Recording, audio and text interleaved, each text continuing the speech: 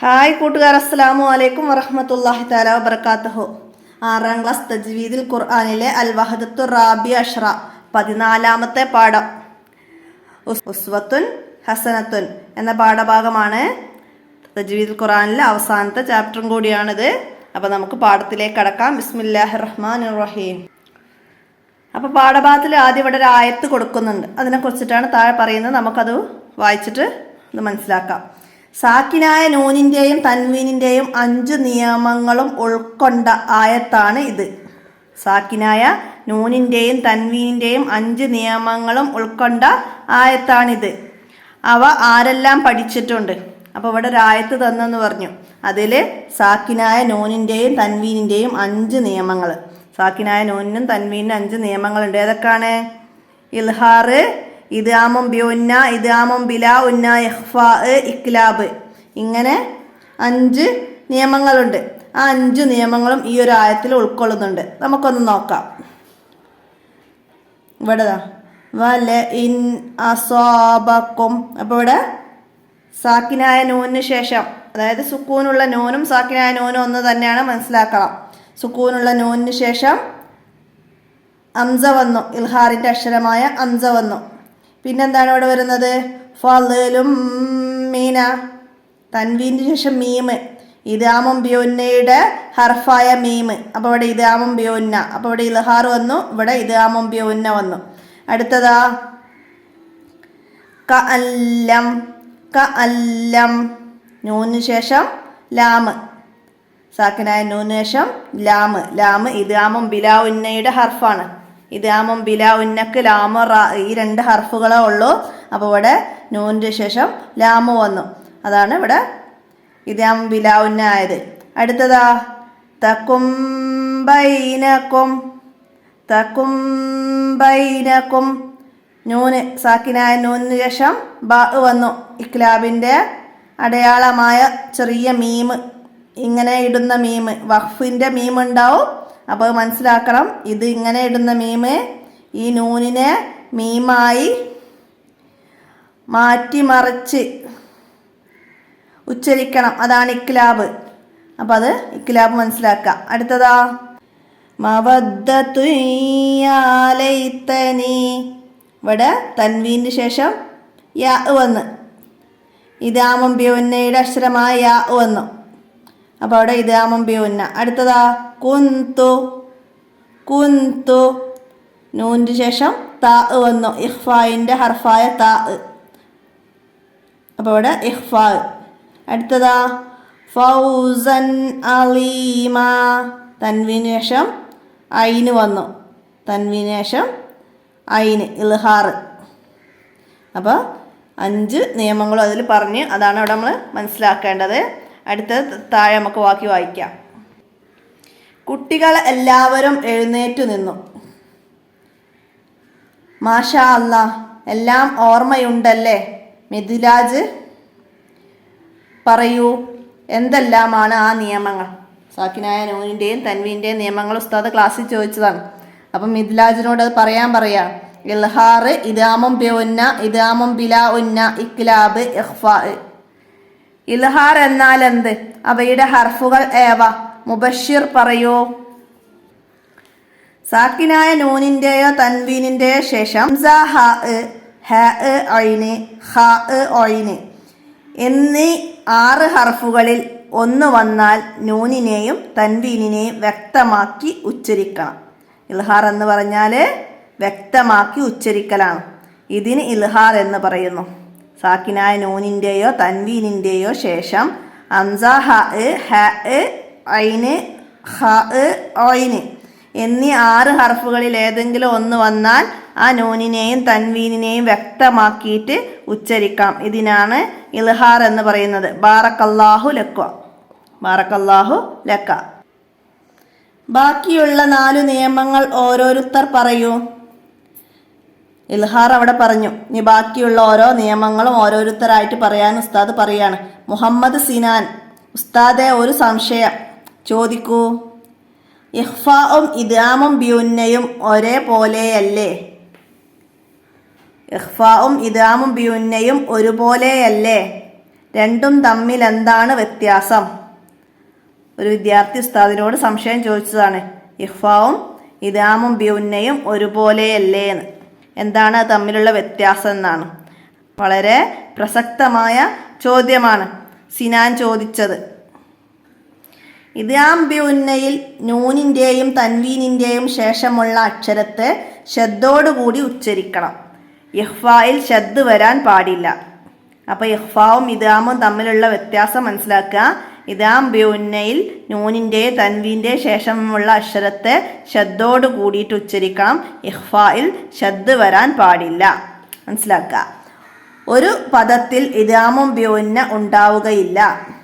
ഒരു പദത്തിൽ ഇദ്ഗാമും ബിഉന്ന ഉണ്ടാവുകയില്ല. ദുന്യ, കിൻവാനുൻ, സിൻവാനുൻ, ബുന്യാനുൻ ഈ പദങ്ങൾ നോക്കൂ. ഒരു പദത്തിൽ അവസാനത്തെ അക്ഷരവും അടുത്ത പദത്തിൽ ആദ്യാക്ഷരവും തമ്മിലെ ഇദ്ഗാമും ബിഉന്ന ചെയ്യൂ. അതായത് ഇദ്ഗാമും ബിഉന്ന ഒരേ പദത്തിൽ വരൂല. ഇവിടെ കിൻവാനും സിൻവാനും ഇതൊക്കെ ഒരേ പദമാണ്. ഇവിടെ നൂനിൻ്റെ ശേഷം വാവ് വന്നു, ഇവിടെ നൂനിൻ്റെ ശേഷം വാവ് വന്നു, നൂനിൻ്റെ ശേഷം യാ വന്നു. ഇങ്ങനെ ഒരേ പദത്തിൽ ഇദ്ഗാമും ബിഉന്ന വരില്ല. ഇവിടെ ഇൽഹാർ മുത്ലഖാണ്. ഇങ്ങനെ ഒരേ പദത്തിൽ വരുന്നതിന് ഇൽഹാർ മുത്ലഖ് ചെയ്യണം. ഖുർആനിൽ ഇങ്ങനെ ആകെ 4 സ്ഥലങ്ങളിലുള്ളൂ. ദുന്യ, കിൻവാനുൻ, സിൻവാനുൻ, ബുന്യാനുൻ ഈ 4 പദങ്ങളിൽ മാത്രമേ ഇൽഹാർ മുത്ലഖുള്ളൂ. ഇദ്ഗാമും ബിഉന്ന ഒരേ പദങ്ങളിൽ വരില്ല. അത് 2 പദങ്ങളിലായിട്ടാണ് വരിക. മനസ്സിലാക്കുക. എന്നാൽ ഇഖ്ഫാ ഒരു പദത്തിലും 2 പദത്തിലുമെല്ലാം ഉണ്ടാവും.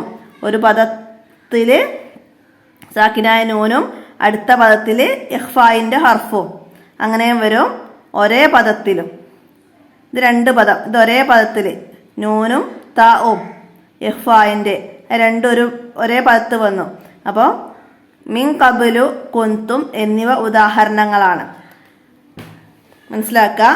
ഇങ്ങനെ 2 പദങ്ങളായിട്ടാണ് ഇദ്ഗാമും ബിഉന്ന വരിക. ഒരേ പദത്തിൽ വരില്ല. എന്നാൽ ഇഖ്ഫാ 2 പദത്തിലും വരും, ഒരേ പദത്തിലും വരും. അത് മനസ്സിലാക്കുക. അതാണ് ഇഖ്ഫാവും ഇദ്ഗാമും ബിഉന്നയും തമ്മിലുള്ള വ്യത്യാസം. അതുകൂടി മനസ്സിലാക്കുക. ഇദ്ഗാം ബിഉന്ന നൂനിനെയും തൻവീനെയും ഷദ്ദോട് കൂടി ഉച്ചരിക്കണം. എന്നാൽ ഇഖ്ഫാ ഷദ് വരാൻ പാടില്ല. അതുകൂടി മനസ്സിലാക്കുക. ഖുർആൻ പാരായണ നിയമങ്ങളിൽ വളരെ പ്രധാനപ്പെട്ടതും കൂടുതലായി കാണപ്പെടുന്നതുമായ ഈ നിയമങ്ങൾ ശ്രദ്ധിച്ച് പാരായണം ചെയ്യാൻ നാം ശ്രമിക്കണം. അല്ലാഹു തആല അതിന് തൗഫീക്ക് നൽകട്ടെ. ആമീൻ. അപ്പോൾ ഖുർആൻ പാരായണത്തിൽ ഏറ്റവും കൂടുതലായിട്ട് നിയമങ്ങൾ വരുന്നത് ഇതാണ്, സാക്കിനായ നൂനിൻ്റെയും തൻവീൻ്റെയും. അപ്പോൾ അത് ശ്രദ്ധിച്ച് പാരായണം ചെയ്യാം. അപ്പോൾ നമുക്ക് ഇതിൻ്റെ തദ്രിബാത്ത് നോക്കാം. തദ്രിബാത്തിൽ ആദ്യം നസിൽ യോജിച്ച് ചേർത്ത് കൊടുക്കാനാണ്. നമ്മൾ പാഠത്തിൻ്റെ ആദ്യത്തിൽ പറഞ്ഞ ആയത്തിൽ ആണ്. അപ്പോൾ അതിൻ്റെ നിയമങ്ങളാണ് ഇവിടെ വന്നത്. എന്താണ്? ഇദ്ഗാമും ബിലാഉന്ന. ഇദ്ഗാമും ബിലാഉന്നക്ക് ഏതാണ് അവിടെ വന്നത്? ലാമു റാഉ ആണ് ഇദ്ഗാമും ബിലാഉന്നയുടേത്. അപ്പോൾ എവിടെയാണ് വന്നത്? കഅല്ലം, കഅല്ലം. അപ്പോൾ അതിൻ്റെ സി നമുക്കവിടെ എഴുതി കൊടുക്കാം. ഇക്ലാബ്, ഇക്ലാബിന് ബാ മാത്രമേ ഹർഫുള്ളൂ. ഇക്ലാബിന് ബാ മാത്രമേ ഹർഫുള്ളൂ. ഇക്ലാബ് എന്ന് പറഞ്ഞാൽ സാക്കിനായ നൂനിൻ്റെയും തൻവീൻ്റെയും ശേഷം ബാ വരണം. അപ്പോൾ ആ ബാഇന് മുമ്പ് വന്ന നൂനിനെയും തൻവീനിനെയും മീമാക്കി മാറ്റിമറിക്കണം. എന്നിട്ട് ഉന്നത്ത് ചെയ്ത് ഓതണം. അപ്പോൾ അതാണ് ഇക്ലാബ്. മനസ്സിലാക്കുക. അപ്പോൾ അതിൻ്റെ ഇവിടെ തക്കുംബൈന, കുംബൈന. ഇവിടെ നൂന് സുക്കൂനിൻ്റെ നൂനിനെ മീമാക്കണം. ഈ നൂനിനെ തക്കുംബൈന എന്ന് പറഞ്ഞിട്ട് ഒരു ഉന്നത്ത് തരിമൂക്കുന്നൊരു രാഗം ഉണ്ടാവലല്ലേ ഉന്നത്ത്. അപ്പം അത് വരണം. അപ്പോൾ ഇതാണ് ഇക്ലാബിൻ്റെത്. അപ്പം അതിൻ്റെ ഡി നമുക്ക് എഴുതാം. ഇദ്ഗാമും ബിലാഉന്ന എന്ന് പറഞ്ഞാൽ ഉന്നത്ത് കൂടാതെയാണ് ഓതേണ്ടത്. കഅല്ലം, കഅല്ലം. ഉന്നത്ത് അവിടെ ഉന്നത്ത് രാഗം വേണ്ട. കഅല്ലം എന്നുള്ള രാഗം വേണ്ട നൂനിന്. മനസ്സിലാക്കുക. അടുത്തത് ഇൽഹാർ. ഇൽഹാർ എന്ന് പറഞ്ഞാൽ വ്യക്തമാക്കി ഉച്ചരിക്കണം. നൂനിനെയും തൻവീനെയും വ്യക്തമാക്കണം. ഇവിടെ അത് തൻവീന് ഫൗസൻ അലീം. ഇൽഹാറിൻ്റെ അക്ഷരമായ ഐന് വന്നു, അലീം എന്ന ഐന് വന്നു. അപ്പോൾ ഇവിടെ തൻവീനിന് ശേഷം ഐന്, അതാണ് അവിടെ ഇൽഹാർ വ്യക്തമാക്കേണ്ടത്. ഫൗസൻ സൻ നൂന് വെളിവാക്കണം. തൻവീന് പറഞ്ഞാൽ എഴുത്തിൽ കാണാത്തതും ഉച്ചാരണത്തിൽ വരുന്നതുമായ നൂനാണ് തൻവീൻ എന്ന് പറഞ്ഞാൽ. അപ്പോൾ അവിടെ സൻ സൻ എന്ന നൂനിനെ നന്നാക്കി വെളിവാക്കണം, അതാണ് ഇൽഹാർ. അടുത്ത ഇഹ്ഫാ. ഇഹ്ഫാ എന്ന് പറഞ്ഞാൽ മറച്ച് മണിക്കലാണ്, മറച്ച് മണിക്കലാണ്. ഇഹ്ഫായിൻ്റെത് കുന്തും കുന്തും. ഇവിടെ നൂനിനെ ഇതിലേക്ക് മറച്ചു മണിക്കണം. അപ്പോൾ അവിടെ ശബ്ദമുള്ളൊരു അക്ഷരമായിട്ട് കുന്തും അങ്ങനെ വരരുത്, മനസ്സിലാക്കുക. ഇഹ്ഫാ മറച്ചു മണിക്കലാണ് ഇഹ്ഫാ. ഇഹ്ഫായിന് 15 ഹർഫുകളുണ്ട്, 15 ഹർഫുകളുണ്ട് ഇഹ്ഫായിന്, അതൊക്കെ മനസ്സിലാക്കുക. അപ്പോൾ ഇതിൻ്റെ ഈ നമുക്കിവിടെ എഴുതി കൊടുക്കാം. അടുത്തതാ ഇദ്ഗാമും ബിഉന്ന. ഇദ്ഗാമും ബിഉന്ന ഫളലും മിൻ, ഫളലും മിനല്ലാഹി. തൻവീനു ശേഷം ഇദ്ഗാമും ബിഉന്നയുടെ ഹർഫായ മീം. ഇദ്ഗാം ബിഉന്നക്ക് 4 ഹർഫുകളേ ഉള്ളൂ. നൂന്, വാവ്, മീമ്, യാ. നൂമി എന്ന് നമുക്ക് പറയാം, മനസ്സിലാക്കുക. അപ്പോൾ 4 ഹർഫാണുള്ളത്. അപ്പോൾ അതിലേതെങ്കിലും ഒന്ന് നൂനിൻ്റെ തൻവീൻ്റെ ശേഷം വന്നാൽ ഉന്നത്തോടുകൂടി പാരായണം ചെയ്യണം. ശബ്ദമുള്ള അക്ഷരത്തെ ശബ്ദത്തോടുകൂടി ഉച്ചരിക്കണം. തൻവീനും നൂനിനും തൻവീനു ശേഷമുള്ള അക്ഷരത്തെ ശബ്ദത്തോടുകൂടി ഉച്ചരിക്കണം, അതാണ് ഇദ്ഗാമും ബിഉന്ന. അപ്പോൾ അതിൻ്റെ ബി നമുക്ക് ഇവിടെ എഴുതി കൊടുക്കാം. അപ്പോൾ മനസ്സിലാക്കുക, അതൊക്കെ ചെറിയ ക്ലാസ്സിൽ നമ്മൾ പഠിച്ചതാണ്. അപ്പോൾ എല്ലാവരും ഓർത്തെടുക്കുക അതൊക്കെ. അടുത്ത ഇൽഹാർ എന്നാൽ എന്ത്? ഇൽഹാർ എന്നാൽ എന്താണ്? അപ്പോൾ പാഠത്തിൽ ഇവിടുന്ന് എഴുതുക. സാക്കിനായ നൂനിൻ്റെ തൻവീൻ്റെ ശേഷം ഹംസ, ഹ, ഐന്, ഹ, ഐന് എന്നീ 6 ഹർഫുകളിൽ ഒന്ന് വന്നാൽ നൂനിനെയും തൻവീനിനെയും വ്യക്തമാക്കി ഉച്ചരിക്കണം. ഇതിന് ഇൽഹാർ എന്ന് പറയുന്നു. അപ്പോൾ ഇത്രയും വ്യക്തമാക്കിയിട്ട് എഴുതുക. ഇൽഹാർ എന്നാൽ മനസ്സിലാക്കിയിട്ട് എഴുതുക. അടുത്തത് ഇദ്ഗാമും ബിഉന്നയും ഇഖ്ഫാഉം തമ്മിൽ പാരായണത്തിലുള്ള വ്യത്യാസം എന്ത്? ഇഖ്ഫാവും ഇദ്ഗാമും ബിഉന്നയും നമ്മൾ ഖുർആൻ പാരായണത്തിൽ എന്ത് വ്യത്യാസമാണ് വരികയെന്ന്. അപ്പോൾ അത് ഇവിടുന്ന് മനസ്സിലാക്കിയിട്ട് എഴുതുക. ഇദ്ഗാം ബിഉന്നയിൽ നൂനിൻ്റെയും തൻവീൻ്റെയും ശേഷമുള്ള അക്ഷരത്തെ ശബ്ദത്തോടുകൂടി ഉച്ചരിക്കണം. ഇഖ്ഫായിൽ ശബ്ദ് വരാൻ പാടില്ല. ഇതാണ് വ്യത്യാസം, അത് തമ്മിലുള്ള വ്യത്യാസം. ഇദ്ഗാം ബിഉന്നയിൽ ശബ്ദത്തോടുകൂടി ഉച്ചരിക്കണം, ഇഖ്ഫായിൽ ശബ്ദ് വരാൻ പാടില്ല. അടുത്തത് കിൻവാനുൻ. കിൻവാനുൻ എന്നതിലെ സുക്കൂനുള്ള നൂനിനെ ഇദ്ഗാമും ബിഉന്ന ചെയ്യാതിരിക്കാനുള്ള കാരണമെന്ത്? കിൻവാനുൻ എന്നതിലെ സുക്കൂനുള്ള നൂന്, സാക്കിനായ നൂന്, അതന്നെയാണ് സുക്കൂനുള്ള നൂന്, മനസ്സിലാക്കണം. അതിനെ ഇദ്ഗാം ബിഉന്ന, അതായത് നൂനിൻ്റെ ശേഷം വാവ് വന്നു, എന്തുകൊണ്ടാണ് ഇവിടെ ഇദ്ഗാം ബിഉന്ന ചെയ്യാതിരുന്നത് എന്നാണ് ഇവിടെ എഴുതേണ്ടത്, മനസ്സിലാക്കുക. എങ്ങനെ എഴുതാം? അപ്പോൾ അതിനെക്കുറിച്ച് നിങ്ങൾക്ക് ഒന്നും കൂടെ മനസ്സിലാക്കി തരാൻ വേണ്ടിയിട്ടാണ് ഞാൻ 3ാം ക്ലാസ്സിലെ പാഠബുക്കാണത്. വ്യക്തമാക്കി പറയുന്നുണ്ട്. എന്താണ്? നൂനിൻ്റെ ശേഷം അതേ കലിമത്തിൽ ഇദ്ഗാമും ബിഉന്നയുടെ അക്ഷരവും ചേർന്ന് വന്നാൽ ഇവിടെ ഇൽഹാർ ചെയ്യൽ നിർബന്ധമാണ്. നൂനിൻ്റെ ശേഷം അതേ കലിമത്തിൽ ഇദ്ഗാമും ബിഉന്നയുടെ അക്ഷരം ചേർന്ന് വന്നാൽ ഇൽഹാർ ചെയ്യൽ നിർബന്ധമാണ്. അപ്പോൾ ഇതിന് ഇൽഹാർ മുത്ലക്ക് എന്നാണ് പറയുന്നത്. അപ്പോൾ അവിടെ അതിനെക്കുറിച്ച് പറയാതെ ദുന്യ. ദുന്യ എന്നത് സുക്കൂനുള്ള നൂനിന് ശേഷം യാ വന്നിട്ടുണ്ട്, മനസ്സിലാക്കുക. ദുന്യ നൂനിനു ശേഷം യാ ഒരേ പദത്തിൽ ചേർന്ന് വന്നതാണ് കാരണം. ഇങ്ങനെ നൂനിൻ്റെ ശേഷം അതേ കലിമത്തിൽ ഇദ്ഗാമും ബിഉന്നയുടെ അക്ഷരവും ചേർന്ന് വന്നാൽ ഇൽഹാർ ചെയ്യണം എന്നാണ് നമ്മൾ പഠിച്ചത്. അപ്പോൾ ഇവിടെ ഉദാഹരണങ്ങളൊക്കെ കൊടുത്ത് കിൻവാനുൻ, സിൻവാനുൻ, ബുന്യാനുൻ, ദുന്യ.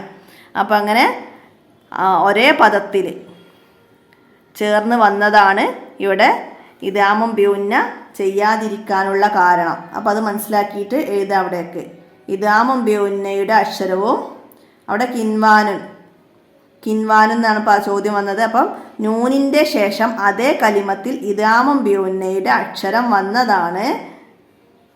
അതേ കലിമത്തിൽ ഇദാമും ബിഉന്നയുടെ അക്ഷരം വന്നത് കാരണമാണ് അവിടെ എന്ത് ചെയ്യാതിരുന്നത്, ഇദാം ചെയ്യാതിരുന്നത്. അപ്പം നിങ്ങൾക്ക് ഇവിടെ പറഞ്ഞു തരുന്നുണ്ട്, ഒരേ പദത്തിൽ ഇദാം ബിഉന്ന ഉണ്ടാവുകയില്ല. ഒരേ പദത്തിൽ ഒരു പദത്തിൽ ഇദാം ബിഉന്ന ഉണ്ടാവുകയില്ല നിങ്ങൾക്ക് ഇവിടെ പറഞ്ഞു തരുന്നുണ്ട്. ഒരു പദത്തിൻ്റെ അവസാനത്തെ അക്ഷരവും അടുത്ത പദത്തിലെ ആദ്യത്തെ അക്ഷരവും തമ്മിലാണ് ഇദാം ബിഉന്ന ചെയ്യാവൂ. മനസ്സിലാക്കുക, അതിനെക്കുറിച്ചിട്ടാണ് ഇവിടെ പറയുന്നതൊക്കെ മനസ്സിലാക്കുക. അപ്പോൾ അവിടെ ഒരേ പദത്തിൽ വന്നത് കാരണമാണ് അവിടെ ഇദാമും ബിഉന്ന ചെയ്യാത്തതിന് കാരണം.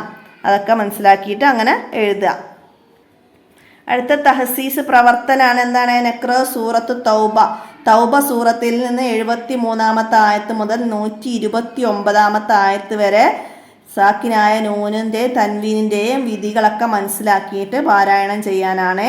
പിന്നെ മനപ്പാടമാക്കാൻ സൂറത്തുൽ ഇഖ്ലാസ്, സൂറത്തുൽ ഇഖ്ലാസ്, ഫലക്ക്, നാസ്, സൂറത്തുൽ മുൽക്ക്, ഇത്രയും സൂറത്തുകൾ മനപ്പാടമാക്കാനാണ്.